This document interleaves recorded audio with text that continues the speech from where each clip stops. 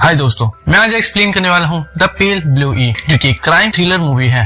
कहानी की शुरुआत में हमें मिलिट्री एकेडमी को दिखाया जाता है। ये वक्त 1830 का होता है। यहाँ पे एक जवान खुदकुशी कर लेता है और इसकी मिस्ट्री को सुलझाने के लिए एक लैंडो नाम की डिटेक्टिव को बुलाया जाता है। लैंडो अपने बारे में बताता है। उसकी बीवी कई साल पहले ही गुजर चुकी है और उसकी एक ही बेटी है जो कि भाग चुकी है। लैंडो को फ्राई नाम के जवान की मौत का रहस्य सुलझाना है। डॉक्टर उसे बताता है कि पहले तो फ्राई को मारा है, फिर उसका दिल निकाला है और ये काम किसी चालाक व्यक्ति का लगता है। फिर लैंडो उस जगह पर जाता है जहाँ फ्राई ने खुदकुशी की थी और उन सभी जवानों से पूछताछ करता है जिन्होंने फ्राई को आखिरी बार देखा था। तो एक जवान बताता है कि जब मैं यहाँ आया, फ्राई की लाश यहाँ लटकी हुई थी, तो मैं वहाँ से भाग गया ताकि मैं दूसरे लोगों को बता सकूं और बुला सकूं। लैंडो फ्राई की बॉडी को चेक करता है और बताता है कि शायद किसी ने इसे मारा है। ये अपनी जान खुद नहीं ले सकता क्योंकि इसकी गर्दन पर जो निशान है उन्हें देखकर लगता है कि इसने अपने आप को छुड़ाने की कोशिश की थी। साथ ही इसकी उंगलियों पर निशान है और इसकी गर्दन के पीछे एक घाव है, जैसे मानो किसी ने पीछे से हमला किया हो। लैंडो जब उसका हाथ चेक करता है तो उसे एक नोट मिलता है, पर बदकिस्मती से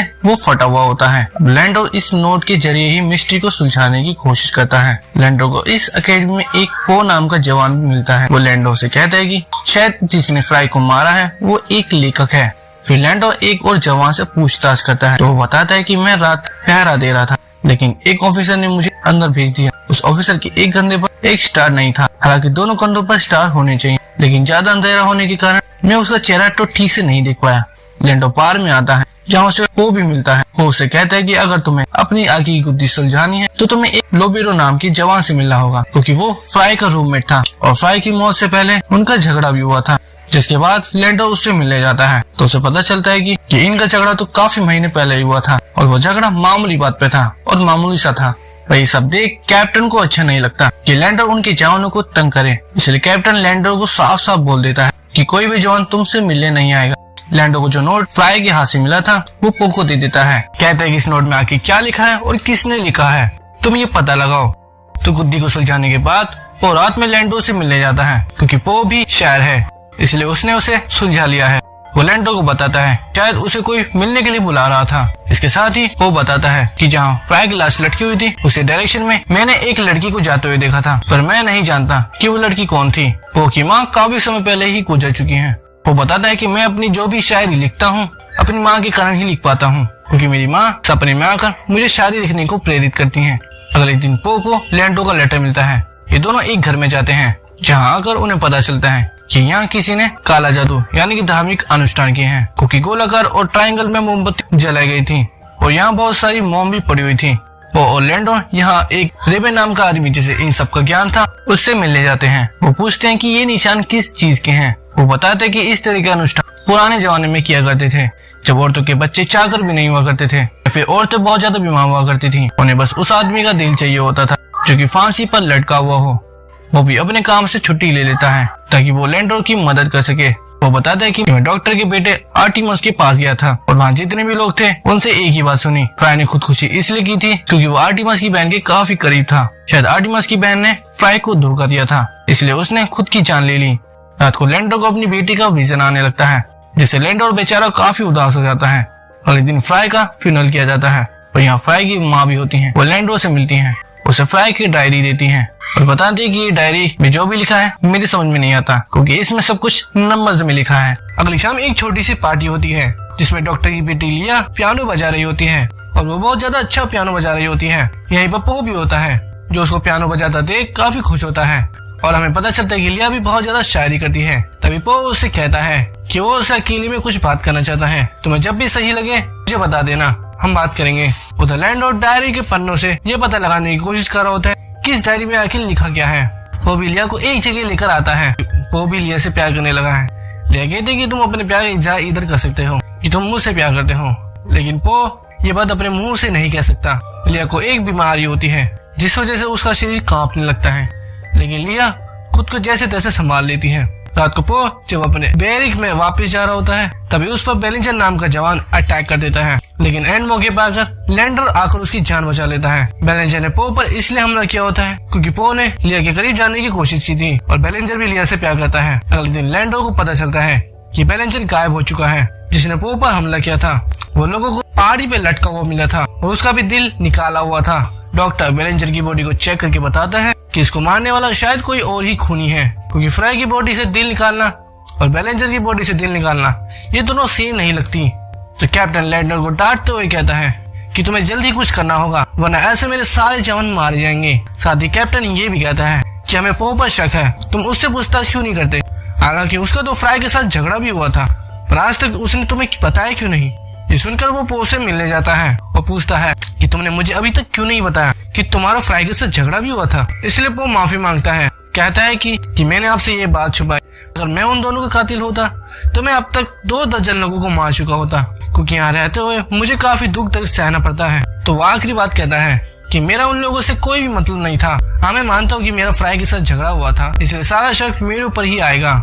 बाद में डॉक्टर के घर पार्टी में इन्हें इनवाइट किया जाता है। यहाँ बेटी डॉक्टर की पत्नी लैंडो की तारीफ करती है, कहते कि तुम बहुत अच्छा काम कर रहे हो। डॉक्टर का बेटा आर्टिमस भी होता है, जो लैंडो से कहता है कि मेरी एक पहेली सुलझाने में मदद करो। मेरे नदी वाले घर में कोई गया था और उसने मेरे सामान के साथ छेड़छाड़ भी की थी। आर्टिमस ये सारी बातें लैंडो को इनडायरेक्टली कह रहा होता है। तो खाना खाने के बाद लैंडो घर की तलाशी लेने लगता है, क्योंकि लैंडो को इन पे शक हो रहा था। लैंडो को यहाँ पर वो कोट मिल जाता है जिसको सिर्फ एक करने पर ही स्टार होता है। जब लैंडो ये कोट डॉक्टर को दिखाता है, डॉक्टर बताता है कि ये कोट मेरे भाई का वो गुजर चुका है, इसलिए मैंने इस कोट को उसकी याद के तौर पे रखा हुआ है।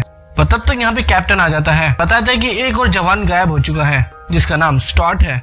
लेकिन लैंडो उन्हें समझाता है कि शायद वो भाग गया है, क्योंकि वो फ्राई बेलेंजर का अच्छा दोस्त था, तो उसे लगा होगा कि अगली बारी उसकी है, इसलिए वो भाग गया। लैंडो डॉक्टर से फिर से मिलने जाता है और कहता है कि आपके पूर्वज पहले शैतान के पुजारी हुआ करते थे और आपके पास अभी भी शैतान की किताब है, और हमें ये भी पता है कि आपकी बेटी बीमार है और वही ये धार्मिक अनुष्ठानों को करती है और दिल निकालती है। लेकिन डॉक्टर रोने लगता है और कहता है कि मेरी बेटी जिंदा नहीं बच सकती, क्योंकि मैंने अपनी विज्ञान की सारी ताकत लगा दी पर मेरी बेटी का इलाज नहीं हो पाया। अब मेरे पास बस यही तरीका था अपनी बेटी को बचाने का। हालांकि हमने फ्राई को नहीं मारा, हमें बस वो लटका हुआ मिला था, तो हमने उसका दिल निकाल लिया। वहीं पर लिया के पास होता है, अपने प्यार के इजहार कर रहा होता है।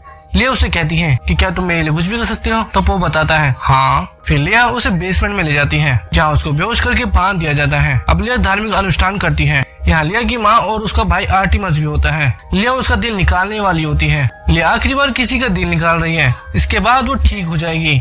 पर तब तक लैंडो को पता चल जाता है कि पो की जान खतरे में है, इसलिए लैंडो पो को बचाने के लिए भागता वो बेसमेंट में जाता है, जहाँ लिया पो को मारने वाली थी, पर किसी कारण वहाँ पे आग लग जाती है और लैंडो पो को बचा लेता है। डॉक्टर की पत्नी जूलिया को वहाँ से हटा देता है, पर ज्यादा आग के बढ़ जाने के कारण लिया और आर्टिमस आग से जलकर मर जाते हैं। हालांकि पो अभी भी लिया से प्यार करता है, इसलिए पो लिया को बचाना तो चाहता है, पर लैंडो उसे रोक लेता है। इस तरह लैंडो अपना केस सॉल्व कर लेता है। डॉक्टर और उसकी बीवी गिरफ्तार हो जाते हैं, फिर वो यहाँ से चला जाता है। अब काफी दिन बीत जाने के बाद लैंडो से मिलने पो आता है और बिना टाइम गवाए अपनी बात शुरू करता है। वो सबसे पहले वो नोट दिखाता है जो उसे फ्राई के हाथ से मिली थी। उसके बाद वो नोट दिखाता है जो लैंडो ने लिखी थी और बताता है कि दोनों नोट्स की राइटिंग तो सेम है, क्योंकि आपने ही नोट भेजकर उसे वहाँ इसलिए बुलाया था क्योंकि कुछ रात पहले 3 लड़कों ने मिलकर आपकी बेटी के साथ जबरदस्ती की थी और आपकी बेटी ये दुख दर्द सहन नहीं कर पाई और पहाड़ी से कूदकर अपनी जान दे दी। तो आपने बदला लेने के लिए फ्राई को एक जगह मिलने को बुलाया, फिर रस्सी से गला घोटकर उसकी जान ले ली। अब एक जवान भी आया था और वो फ्राई को बचाने की बजाय दूसरों को सूचना देने चला गया। तब तक डॉक्टर की फैमिली ने उसका दिल निकाल लिया था और फिर अगले दिन ही आपको हायर कर लिया जाता है। पर आपको कैसे पता चला कि बेलेंजर भी इन सब में शामिल है? इसमें लैंडो उसे बताता है फ्राई की डायरी में उसका नाम लिखा हुआ था। तो मैं बेलेंजर के पास गया और उसने ये सारी बात मान ली कि इन तीनों लोगों में बेलेंजर भी शामिल था और उसने तीसरे का नाम स्टॉट बताया। तो मैंने उसे मारकर उसे पहाड़ी पर लटका दिया और उसका दिल निकाल लिया। ये काम मेरे लिए काफी ज्यादा मुश्किल था, पर ये करना जरूरी था ताकि लोग समझे कि दोनों का कातिल एक ही है। लेकिन स्टॉट यहाँ से भाग चुका है और अब मुझ में इतनी हिम्मत नहीं कि मैं उसे ढूंढ कर मार सकूं, पर वो हमेशा अपनी मौत के डर से भागता रहेगा। अब ये सब सुनने के बाद वो कहता है कि मेरे पास ये 2 पर्चियां हैं, मैं चाहूँ तो आपको सजा दिलवा सकता हूँ। तो आखिरी बात लैंडो पो से कहता है कि काश मेरी बेटी को तुम जैसा लड़का मिला होता और शायद जितना प्यार तुम लिया से करते उतना ही मेरी बेटी से करते और आज हम तीनों एक परिवार होते हैं। तो ये सुनकर पो की आंखों में नमी आ जाती है और दोनों पर्चियों को जला देता है ताकि लैंडो के खिलाफ कोई भी सबूत ना रहे। फिर पो वहाँ से चला जाता है। अब लैंडो ने अपना बदला ले लिया था और लैंडो अपनी पूरी जिंदगी इस गिल्ट में रहेगा कि उसने लोगों की जान ले ली। तो लैंडो उसी पहाड़ी से कूदकर जान दे देता है जहाँ से उसकी बेटी ने दी थी और ये मूवी यहीं पे एंड हो जाती है। तो थैंक्स फॉर वॉचिंग।